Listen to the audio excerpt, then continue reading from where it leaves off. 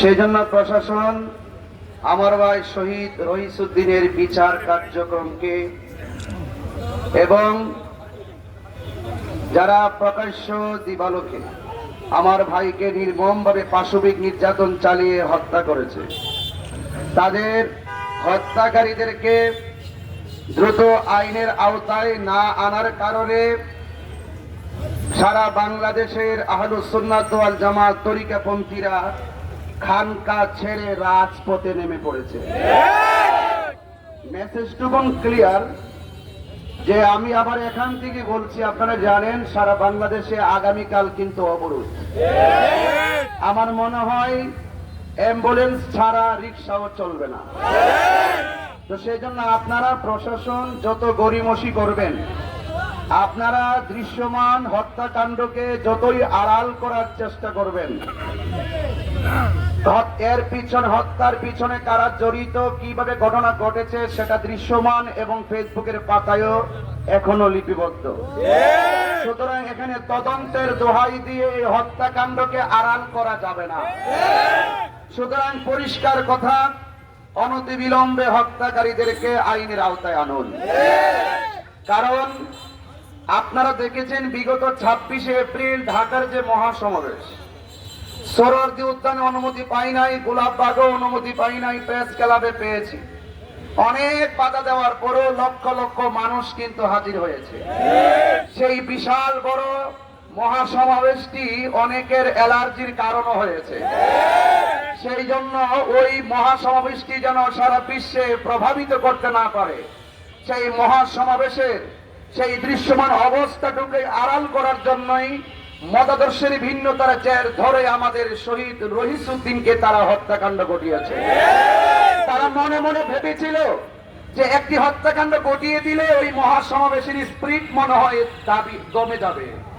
কিন্তু আপনারা দেখেছেন রইসুদ্দিনকে হত্যা করে আহলুস সুন্নাত ওয়াল জামাতের প্রেমিকদের স্পিরিটকে দাবিয়ে দেওয়ার জন্য যারা নীল নকশা এঁকেছিল, আজকে রইসুদ্দিনের রক্তের এত স্বচ্ছতা, রইসুদ্দিনের রক্তের এত স্পিরিট সারা বাংলাদেশের রাজপথকে সোহরাওয়ার্দী উত্থানে পরিণত করে দিয়েছে।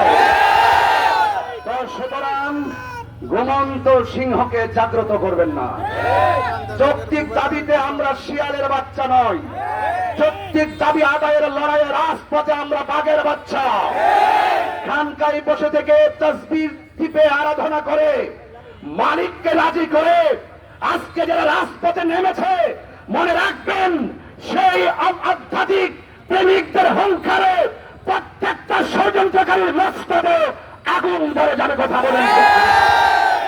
এই জন্য আমার কথা পরিষ্কার, আজকে লং মার্চ টু গাজীপুরে দেখতেছেন যে এই মানুষগুলো কারা এসেছে, এই মেসেজটা আমার প্রশাসনকে দেওয়ার দরকার। আগামীকাল সারা বাংলাদেশে আমাদের অবরোধ, সেই কর্মসূচিকে সফল করার জন্য সবাই যার যার জায়গায়। আজকে যারা এসেছে সব হলো আমাদের আহলুস সুন্নাত ওয়াল জামাতের অধীনে যত অঙ্গ রাজনৈতিক অঙ্গ সংগঠনে আপাবর জনতা রয়েছেন, পীর মাসেক রয়েছেন। আজকে শুধু তাদের প্রতিনিধিদের লং মার্চ টু গাজীপুর কথা বলেন। আমরা একটা হিসাব মিলিয়েছি, ঢাকায় যদি জায়গা না থাকে, আমার মনে হয় টোটাল বাংলাদেশের আপামর জনতা যদি এই গাজীপুর ঢুকে, গাজীপুরের আয়তনটা আমরা দেখেছি, সেখানে আমাদের গাজীপুরে জনদুর্ভোগ তৈরি হবে। সেই দিকে চিন্তা করে, জনগণের দিকে চিন্তা করে, দেশের ভাবমূর্তির কথা চিন্তা করে আমরা আমাদের কর্মসূচিকে একটা সিম্পলি জায়গায় এসে বার্তা দেওয়ার জন্য এখানে হাজির হয়েছি।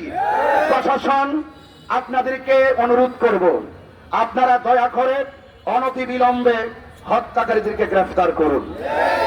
আর না হয় আপনারা দেখছেন এই আন্দোলন ধারাবাহিকভাবে চলবে।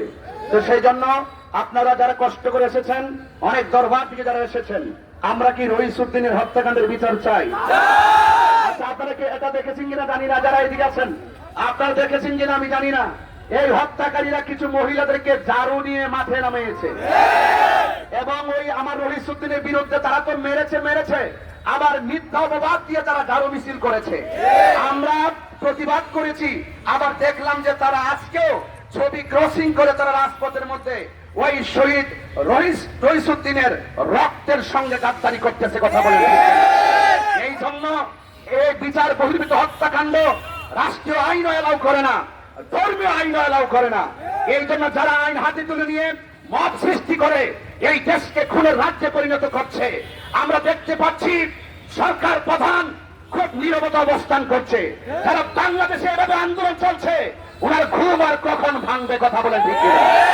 মিষ্টি মধুর কথা বলে রইসুদ্দিনের হত্যাকারীদেরকে পার পাওয়ানো যাবে না। মিষ্টি মধুর কথা বলে রইসুদ্দিনকে যারা শহীদ করেছে তাদেরকে আড়াল করা যাবে না কথা বলেন ঠিক কিনা বলেন? এই জন্য আমি অনুরোধ করব, ধর্মীয় উপদেষ্টাকে বলবো, অনেক বিবৃতি দেন, এই ব্যাপারে আপনার বিবৃতি নাই। স্বরাষ্ট্র উপদেষ্টাকে বলবো